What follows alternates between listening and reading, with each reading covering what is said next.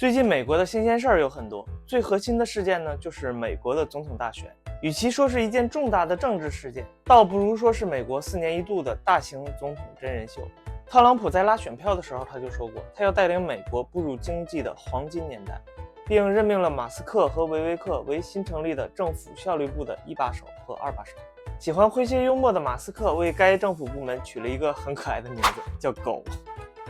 和一个很可爱的图标，就像他曾经给自己的钻洞公司起名为无聊公司一样。简单解释一下，这个部门叫做政府效率部，英文是 Department of Government Efficiency， 简称 DOGE， 而首字母的缩写与马斯克最喜欢的加密货币狗狗币的名称一样。那我们看这个图标，打眼一看就很像是人工智能生成的，而且连简单的后期修改都没有，就直接摆上来用了。可见政府效率部的效率啊。维维克这个人我们直接忽略掉，因为他不是我们这一期的重点。有意思的呢，就是这个埃隆·马斯克。这一期我们来研究一下马斯克的登场和有趣的政府效率部。大家好，我是李洛克，这里是小李碎碎念。这个频道主要和大家聊一些世界未解之谜、神奇的人物和各种奇怪的事件、预言、玄幻的都市传说。我的每期影片都准备了很久的时间，希望你能够喜欢，别忘了点赞和订阅这个小频道，这是对我最大的鼓励。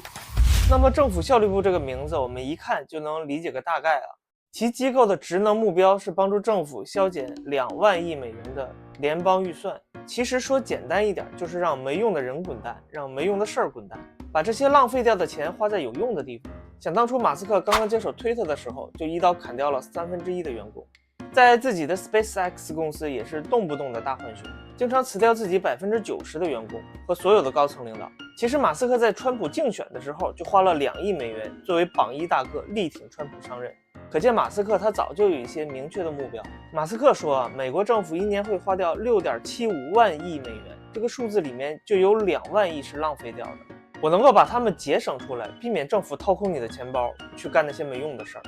那美国政府经常花钱在一些什么稀奇古怪的地方呢？首先就是教育部，特别是因为他的大儿子因为后天的不良引导变性成了女人，这很大程度上和受到的教育有关。因为这个性别在美国不是非男即女或者变性人这3种。如果你随便在网上搜一下美国的性别有多少种，下面就会出现答案。今天的美国性别的种类有多达97种。你说这对一些性别懵懂的孩子来说，不就是一道送命题吗？潜意识中他们的选择性不是男或女，而是琳琅满目的97选1。虽然你知道说的有些夸张但是可以想象这种多选题增加了多少不良引导的概率，把一个正常的孩子生生掰弯。比如说这些性别名称你有没有听过？什么非异性恋、同性恋、双性恋、泛性恋、无性恋、半性恋、酷儿、汤姆男孩、浪漫倾向、性别变体、变形、非2元性别，这都是什么呢？就像我们对星座的认同一样，有时候你可能在潜意识中向认同的性格靠拢，就更别说是性别了。所以他的大儿子就被教育的变性成了女人。I'm not just a bitch. I'm a bitch with a backstory. 当然这是我们这么分析无从考证。父子关系变成了父女关系，最后还断绝了关系。马斯克在以前就一直在转发和点赞那些抨击美国教育部的内容，特别是把人民的税金浪费在捐助那些左翼甚至极左翼的思想宣传上。根据美国官方的数据，近20年中，美国的学生总数只增加了5%，但是老师却增加了10%，校长和助理等职位增加了39%，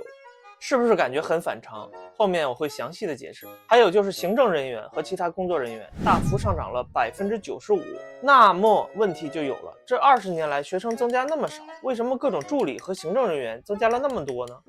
那就是这20年里，美国的教育发生了翻天覆地的变化，他们搞的那一套理论和体系也越来越奇怪。马斯克发过这样一张对比图，配文说到底错在了哪里？以前的美国教育和中国就更接近一些，讲究学生要爱国自信，对生活充满热情。可如今的美国教育那花样可就多了，讲究性别意识，黑命贵，不断告诉孩子要充分认识自己。就比如说有一个孩子他有同性恋的倾向，学校首先要做的不是尝试去告诉你通常人们的性取向是什么样的，或者尝试去纠正你是不是可能被误导了，而非自发性的少数性取向。那么现在的美国政府教育会跟你说，没关系，你是同性恋者，那很正常。如果你想变性，不要害怕，我们会帮你变性，而且钱不用你出。纽约的小孩子们就被灌输这样的意识形态，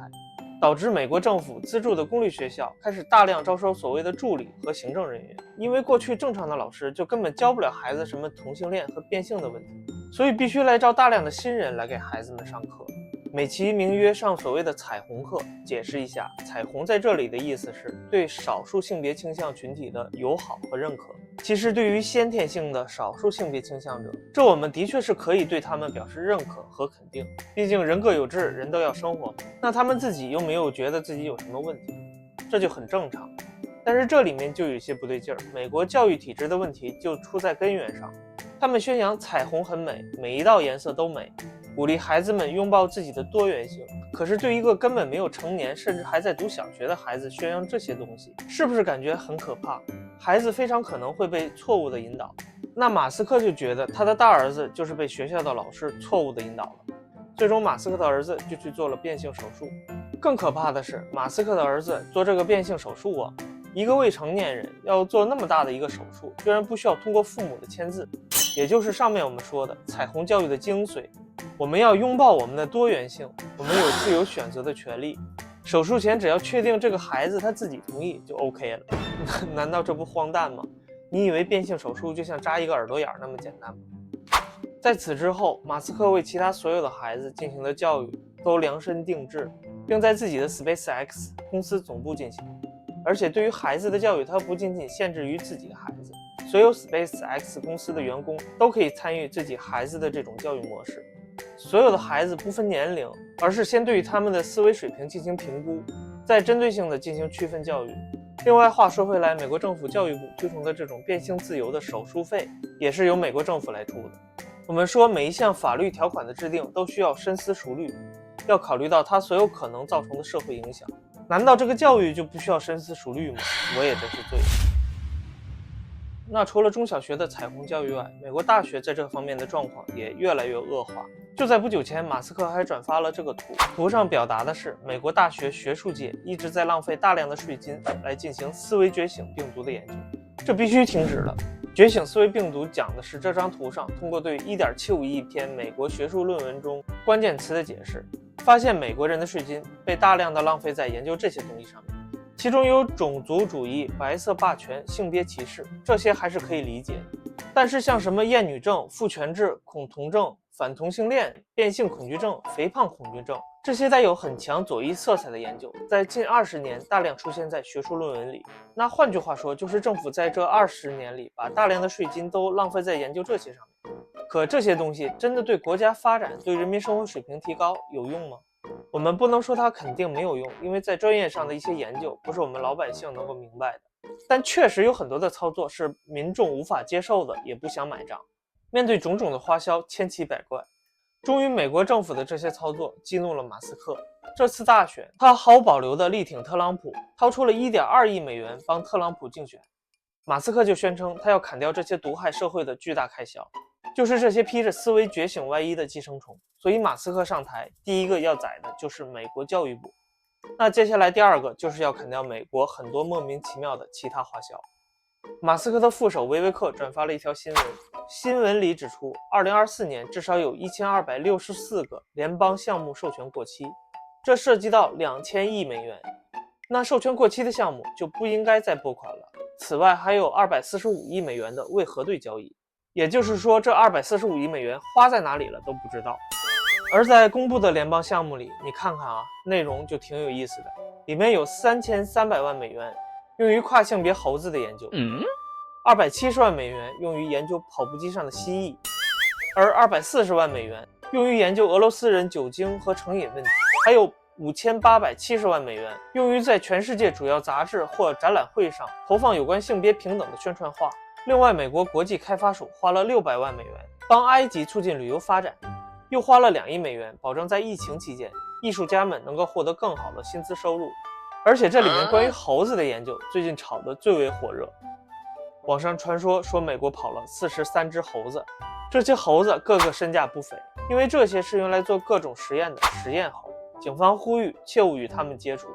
那我们看到这新闻的反应就是美国又在研究什么致命的病毒，可美国人看到这个新闻的反应却是这玩意儿居然要花这么多钱。那马斯克也关注了这个天价实验猴的事情。美国政府为南卡实验室的猴子拨款了3320万美元，其中包括猴子变性研究，还有猴子艾滋病研究。美国人就不懂了，为什么每年要花几千万美元去研究猴子的变性呢？而更让美国人难以理解的是，政府花了450万美元研究向酗酒的老鼠喷洒猫的尿液。这些调查其实都是来自于美国参议员保罗的研究，他花了很多精力专门研究美国政府是怎么浪费钱的。所谓老鼠喷猫尿，就是让老鼠喝酒，把老鼠给灌醉了，然后再喷猫尿，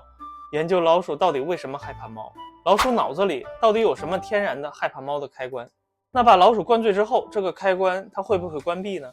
就是这种研究一年花了450万美元。而这些奇怪的研究它范围很广，有关于动物的，有关于人类心理的。为什么人去看牙医就天生恐惧？为什么人看到放满热水的浴缸就很舒服呢？还有蜥蜴在跑步机上到底能跑多久？参议员保罗说，2020年美国政府一共在这种奇奇怪怪的东西上花费了547亿美元，约合3950亿人民币啊！这简直就是天底下最大的笑话。而在美国知乎上，美国网民也提问说，为什么美国政府要花那么多钱在奇怪的研究上呢？下面有个回答就说，因为在投入研究之前，你无法预料它是否真的没有用，所以要去试错。这就像我们去看病，让你拍一堆 X 光照片来排除疾病一样。比如说，花费3600万美元把老鼠毛发变白，是为了研究毛发变白的原因，最终缓解人类毛发变白。再比如说，花费几百万美元让蜥蜴在跑步机上跑步，可能是为了研究蜥蜴跑步的形态，最终设计一款蜥蜴型的机器人。不过显然这些解释说服不了大多数的美国人，他们对于各种奇怪的浪费、国家财政的花销深恶痛绝。看看这些评论，我们也就懂了。而马斯克他拥有世界上最先进的航天企业、核星链、脑机接口等多项技术，但他对于那么多古怪繁杂的由政府资助的研究也是一个态度，那就是砍。现在还有人拿马斯克对比米莱，我们这里不是说米莱有多好，只是对比，因为他也被很多人说成是个疯子。而马斯克是否会成为美国的米莱呢？阿根廷人就很期待，还专门做了图来对比。米莱解雇了5000名政府雇员，废除了38万项政府法规，21个政府部门直接砍了12个。他还开放石油业，减少对国家财政负担沉重的人民福利。而这里面最重要的，不是解雇了多少公务员，也不是砍了多少部门，最重要的是废除了38万项政府法规。这也是马斯克想要获得的，除了砍美国政府庞大的预算外，更要砍美国政府对于企业和技术的各种法规限制。马斯克极度提倡小政府，意思就是他希望政府管的事儿越少越好，约束性的法规越少越好，所以他肯定会大砍美国现有的联邦法规。最近的一个例子是 NASA 和马斯克的 SpaceX 达成协议，用44亿美元在未来至少送2次宇航员上月球，这是一个长期的合作计划。但前几个月，美国联邦航空局 FAA 突然叫停了 SpaceX 的一次试射。FAA 给马斯克的通知函上，他写的理由是：最近的德克萨斯发射场附近的野生动物活动频繁，你应该停止发射，发射时间要往后推迟数周。看着这份告知函，马斯克真是气不打一处来。他被采访时说，跟政府打交道需要申请许可，比设计火箭还要难得多。他们一个文件就能阻断我们整个团队数年的努力和计划，这简直太荒谬了。马斯克发完牢骚后，马上收到了 FAA 对他公司的罚款，这次总共63万美元。当然，这只是冰山一角，特斯拉被美国国家公路交通安全管理局的调查和审查更多。美国公路管理局几乎是用放大镜一帧一帧地紧盯着特斯拉的一举一动。马斯克觉得美国政府设定那么多的法规法条，严重阻碍了特斯拉自动驾驶的发展。另外，马斯克还厌恶工会，而美国全国劳工关系委员会先后5次对马斯克的企业和本人做出了严厉的处罚，抨击马斯克阻止工人利用工会维护合法权益。就在不久前，马斯克的脑机接口公司还收到了美国交通部的多张罚单，触发原因是该公司未按规定运送危险材料。还有司法部起诉星链的官司也还在打，因为星链拒绝雇佣高级技术难民和获得庇护的技术工人。2022年，马斯克在TED演讲里直接攻击美国政府机构，说他们是一群没有用的混蛋。米莱帮阿根廷砍了38万项政府法规，那马斯克会砍多少呢？在马斯克的努力下，未来几年美国将彻底拥抱小政府，大量思维觉醒病毒将被抑制，大量荒诞费钱的研究会被停止，还有最重要的，大量限制性的法规将被废除。这到底是好是坏呢？这就见仁见智了。你支持马斯克吗？不过有一点可以肯定，那就是乐子一定不会少，好戏刚刚开始。好了，今天的马斯克登场和政府效率部我们就先聊到这里，我会继续给大家带来后续的新消息。感谢各位点赞和订阅，我是李洛克，这里是小李碎碎念，我们下期再见，拜拜。